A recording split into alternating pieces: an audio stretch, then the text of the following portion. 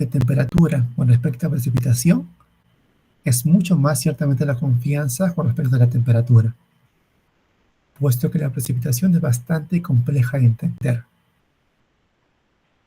Entonces, esa complejidad se traduce en que justamente la confianza sea mucho menor bajo estos escenarios.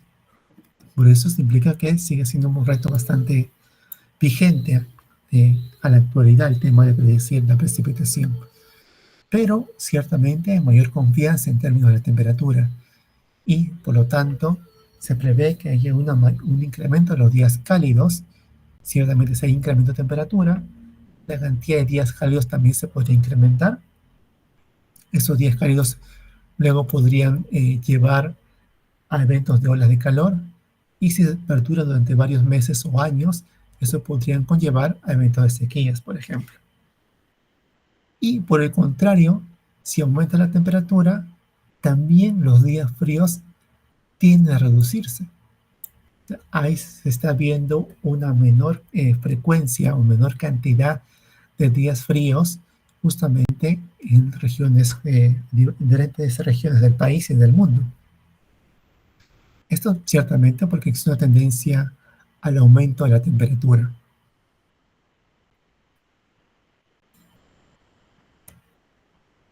Y bueno, esto sería uno por el tema de proyecciones. En diferentes proyecciones que se tienen bajo varios escenarios también de RCP. Tengan en cuenta bastante el tema de los escenarios también, entre la parte teórica. Pero también hay un concepto bastante importante que también quería mencionar bajo el tema del cambio climático. Así como vimos el temas de retroalimentación al inicio del curso, y esos términos de retroalimentación se relacionan bastante con el tema del cambio climático, hay otro concepto que justamente es el término de punto de inflexión, puntos de no retorno o tipping points en inglés. Y básicamente, estos tipping points son puntos de inflexión, son umbrales críticos en un sistema que, cuando se superan, pueden conducir a un cambio significativo en el estado del sistema. A menudo con entendimiento de que el cambio es irreversible. Cuando se supera un punto de inflexión, podría desencadenar otros, lo que justamente puede causar un efecto dominó. ¿Qué es lo que pasa? Por ejemplo, aquí vemos algunos de los principales puntos de inflexión a nivel mundial. Y ciertamente, uno de lo que nos afecta directamente es justamente la reducción de la Amazonía, del bosque amazónico. Pero hay otros. Se mencionaba, por ejemplo, también el colapso de la circulación del Atlántico Norte, justamente, o también la reducción de los glaciares, por ejemplo, en el caso de Chile, de Argentina, sobre esta región. Tenemos el colapso de hielo, de las capas de hielo de Groenlandia, por ejemplo, también, y así otros puntos de inflexión que se podrían tener a nivel mundial. ¿Qué es lo que pasa? Si es que por ejemplo, esa es la principal consecuencia. Si es que, por ejemplo, lo que hacen los estudios es, ¿qué es lo que pasaría si es que no existiera la selva amazónica, por ejemplo? Entonces, justamente los estudios simulan estas condiciones y generan justamente escenarios en donde cambian por completo el albedo justamente de la Amazonía y lo cambian por otras condiciones más de una sabana, por ejemplo, que es lo que podría justamente ocasionarse como consecuencia de esta reducción del bosque amazónico. Y cuando justamente hacen estos cambios en los modelos, ellos pueden prever, ok, si cambio justamente, si desaparezco las condiciones amazónicas, la selva amazónica, esto podría generar un aumento probable en el rango de entre 2 a 4 grados. Este punto naranja es justamente esto de acá, que estamos en la parte inferior. Entonces, ciertamente hay ciertos puntos de inflexión o tipping points que un cambio en ellos sí podría generar un mayor impacto a nivel mundial, en términos de temperatura a nivel mundial. Entonces, esto es justamente lo que se trata de reducir, trata de adaptar o mitigar justamente para evitar que la humanidad alcance esos puntos de inflexión y justamente ya haya un cambio irreversible en la temperatura del planeta de la Tierra. Entonces, algunos de esos tipping points más comunes en la actualidad, más preocupantes, como se lista bajo este artículo, es el tema de derretimiento de las capas de hielo de Groenlandia y de la Antártida. Este derretimiento podría provocar un aumento del nivel del mar a nivel mundial, y ciertamente la desaparición del hielo también podría implicar una menor reflexión de la luz solar hacia el espacio, que calienta aún más la atmósfera. Y esto básicamente se relaciona con el término de retroalimentación que habíamos visto justo también en el módulo 1. Otro tipping point, otro punto de inflexión, el deshielo de permafrost en Alaska, en Groenlandia y otras regiones del Ártico. Esto podría liberar metano a la atmósfera, lo que atraparía el calor y lo que causaría justamente un mayor calentamiento y mayor derretimiento sobre esas regiones. También tenemos la interrupción de la mezcla oceánica del Atlántico Norte, que podría alterar los patrones climáticos globales y podría provocar fenómenos meteorológicos más extremos. Y ciertamente la muerte, la desaparición justamente de la Amazonía podría transformar la selva tropical más grande del mundo en una sabana seca y degradada, lo que podría generar una disminución de la biodiversidad, pero también una pérdida de importante suministro de carbono. Como sabemos, como vimos justamente también en la clase pasada, la Amazonía atrapa el dióxido de carbono justamente de la atmósfera y se almacena. Pero claro, si provocamos justamente su deforestación, ciertamente va a provocar que todo ese dióxido de carbono nuevamente, ese suministro de carbono se libere nuevamente en la atmósfera. Y por tanto, hacer un gas de efecto invernadero podría nuevamente intensificar el calentamiento que se viene presentando. Entonces, eso sería en términos de teoría.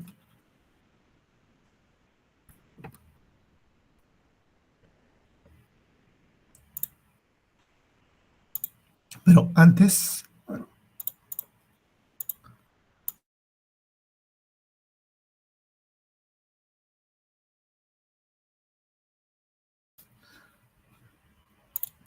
quería compartir este video también para que se entiendan justamente lo que mencionaba el término de teoría del caos. Así que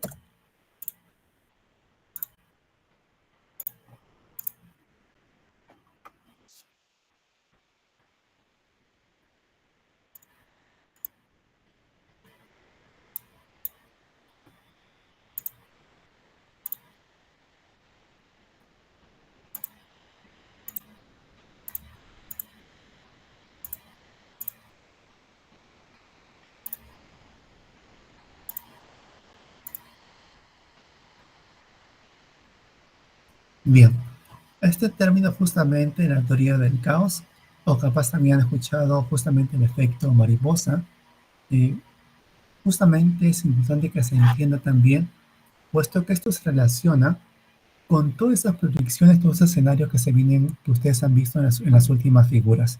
¿Ok? Así que, veamos. ¿Puede el aleteo de una mariposa en Japón desarrollar una tormenta en Argentina? De alguna manera podemos decir que sí, pero ¿a qué nos referimos exactamente?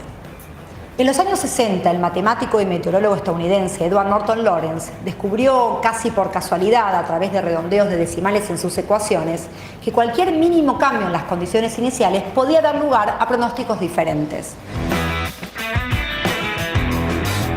De esta manera nace la teoría del caos y, con algo de metáfora, el efecto mariposa, explicando así a la atmósfera como un sistema regido por el caos.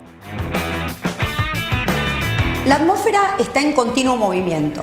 Los sistemas meteorológicos se desplazan, se intensifican, se debilitan e interactúan entre sí. El pronóstico del tiempo consiste en predecir cómo van a evolucionar esos sistemas. Para la realización de un pronóstico del tiempo, nosotros tenemos que conocer las condiciones actuales, o lo que llamamos el estado del tiempo de la atmósfera, en todos los niveles. Es como si pudiéramos sacar una foto de lo que está pasando. Esta información se obtiene de los miles de puntos de observación que hay en todo el mundo, desde estaciones meteorológicas hasta barcos, aviones, boyas, radiosondas, información de radar y de satélite, entre otros sistemas de observación. Con todos esos datos, las computadoras resuelven millones de complejas ecuaciones que intentan representar los procesos físicos que se dan en la atmósfera. Y ese procedimiento nos da como resultado un posible estado del tiempo en el futuro en cualquier parte de la Tierra. Pero como es imposible conocer con exactitud el estado total inicial de la atmósfera, nosotros buscamos representar los distintos y posibles escenarios que pueden darse en ella, haciendo el ejercicio de variar levemente las condiciones iniciales. En cada representación se realizan cambios en las variables meteorológicas analizadas. Por ejemplo, podemos suponer que la humedad relativa es más alta, la temperatura es más baja o que el viento es más intenso. Todas estas suposiciones nos van a llevar a obtener resultados diferentes. Así, un pronóstico A, que interpreta que las condiciones iniciales se van a desarrollar de determinada manera, tendrá la siguiente evolución. Mientras que, variando mínimamente esas condiciones iniciales, un pronóstico B podrá darnos esta otra evolución. Pero además, esta evolución depende en gran medida de la estabilidad de la atmósfera. En el caso de una atmósfera estable, estas evoluciones podrán parecerse mucho, sobre todo en los primeros días de pronóstico, pero en el caso de una atmósfera inestable, esa diferenciación puede darse mucho antes en el tiempo. Por eso, de una muy pequeña variación inicial, nos encontramos que con el transcurso del tiempo estas diferencias aumentan y eventualmente podemos obtener resultados opuestos entre sí. Así, si un pronóstico nos da lluvia para un día y un lugar determinado, otro pronóstico puede darnos un cielo despejado. Es por eso que las aplicaciones de los celulares muchas veces difieren unas de otras. Y es acá donde las y los pronosticadores jugamos un rol importantísimo, porque frente a la incertidumbre de los pronósticos, contamos con elementos de juicio como la experiencia, el conocimiento de la falla sistemática de los modelos o de las particularidades de las regiones, que le aportan un valor agregado a la información proveniente directamente de las computadoras. Dijimos que la atmósfera es caótica y le agradecemos a Lawrence haber utilizado la figura poética del aleteo de la mariposa como ese cambio o alteración casi imperceptible que puede darse en un lugar y generar una tormenta en el otro. También mencionamos que, variando las condiciones iniciales, podemos obtener diferentes representaciones de los posibles estados futuros de la atmósfera. Quizás entonces nos puede surgir una pregunta. ¿Cuántos casos iniciales, cuántas mínimas perturbaciones o aleteos de mariposa tenemos que representar para acercarnos cada vez más a lo que realmente va a pasar en cualquier parte del mundo? Quédate mirando nuestro canal para saber cómo las y los meteorólogos desarrollamos herramientas para hacerle frente a los desafíos de una atmósfera caótica. Seguinos en nuestras redes sociales y en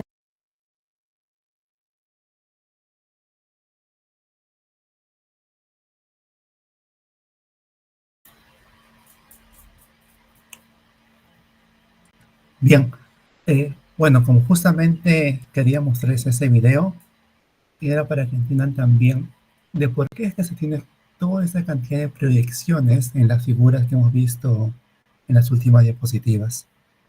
Y también para que se entienda la complejidad que es también predecir tanto el tiempo. Por ejemplo, les mencionaba al inicio del semestre, he sido pronosticador y ciertamente pronosticar el tiempo solamente para los siguientes días es bastante complejo. Entonces, hay modelos que utilizan, por ejemplo, como mencionaba en el video, que te puede indicar condiciones favorables para que haya precipitaciones, pero hay otros que no. Entonces, ¿a cuál de todos los modelos le hacemos caso? ¿A la mayoría o a uno en particular? Entonces, eso ciertamente es la complejidad y el- lo que un meteorólogo justamente desarrolla en su experiencia. Entonces, ya solamente hay complejidad para predecir para los siguientes días. Entonces, ya imagínense también la complejidad que existe para los siguientes decenas de años. Entonces, ciertamente el tema de cambio climático existe bastante sobre algunas variables en particular, pero la tendencia sí es constante, es consistente entre todas. Y eso es que vamos justamente a un aumento de la temperatura a nivel mundial. Las consecuencias, puede haber ciertamente variaciones entre una y otra región, no en todos el mismo calentamiento, pero sí nos van a afectar ciertamente de alguna u otra manera. Así que debemos ciertamente estar preparados para todas estas condiciones. Ok, chicos, entonces, si es que hay alguna consulta, si es que no, ciertamente ya culminamos con la parte de teoría eh, del tema del cambio climático. Y hasta acá vendría ciertamente su examen final.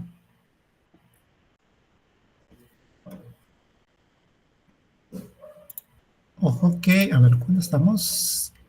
El 15 es su presentación final, lo que son los grupos. La siguiente semana es feriado, pues no tenemos clases.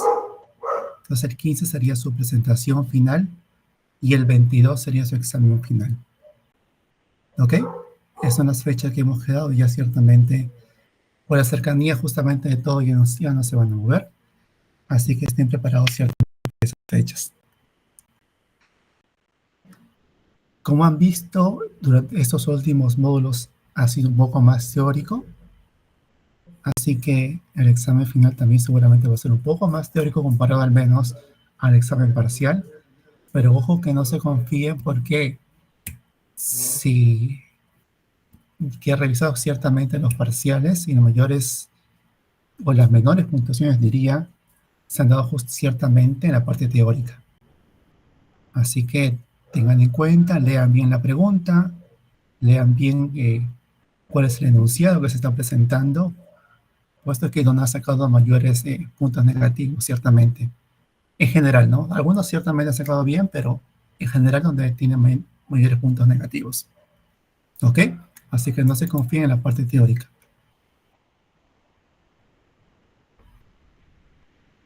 Entonces, dicho eso, ahora sí pasamos al tema de los trabajos finales.